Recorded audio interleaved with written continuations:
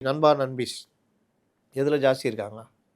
அப்ப அவங்கள பாதுகாக்கிறதுக்கு கடமை இருக்குதா இல்லையா? என்னைக்காவது போதைப் பொருள் பழக்கத்துக்கு எதிரா, கஞ்சா, டாஸ்மாக் கிட்ட போவாதீங்க. இந்த பப்பு கலாச்சாரம் இதெல்லான்னு.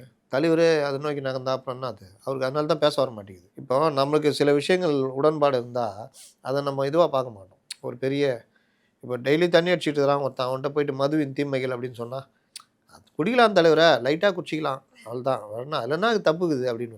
அந்த மாரி இவர்களும் அந்த மைண்ட் செட்ல இருக்கிறவங்களுக்கு அந்த தீமை தெரியாது. எம்ஜிஆருக்கு தெரிஞ்சது. ஏன்னா, அவருக்கு அந்த பழக்கம் இல்ல. நம்மை நம்பி வருகிற இளைஞர்கள், தாய்மார்கள், அந்த குடும்பங்கள் பாதிக்கக்கூடாது. அப்ப மதுவிலருந்து விலகி நிக்கணும்னு எம்ஜிஆர் அந்த அளவுக்கு பாடுபட்டாரு. ஆனா, இவங்க அதிலேயே இருக்கிறவங்க. இவங்க முடிச்சுட்டு போய் என்ன பண்ணிருப்பான்? 4 ஹவரு ஓட்டிட்டு போய் உடம்புலாம் வலிக்கும். என்ன பண்ணுவாங்க? எக்ஸர்சைஸா பண்ணுவாங்க?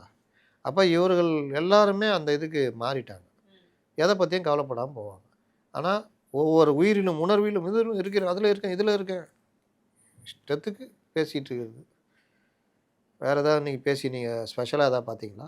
செங்கோட்டையன பார்த்தேன் சார். பயந்துட்டு இருப்பாரு. ஐயோ! சார் ஐய்யய்யோ! புகைப்படம்லாம் மாறிடுச்சு ஆ சார். புகைப்படம்லாம் மாறிடுச்சு. முன்னாடி இதுல வந்து கொன்றுவான். புசியான கொன்றுவன்ட்டாப்ல. இப்போ என்ன அங்க இருந்தாலும் உட்கார அம்மாவுடைய வச்சுருவேன். விசுவாசின்னு சொல்லிட்டு அப்புறம் இருந்தேன். கீழ உட்கார டக்குனு வச்சுருவேன். மாறிட்டாரு. அம்மாவாது, இம்மாவாது சும்மா. அவர் தான் சொல்ட்டாரே. ஆ. நான் 1971 தலைவரே சீக்கிரம் வாங்க.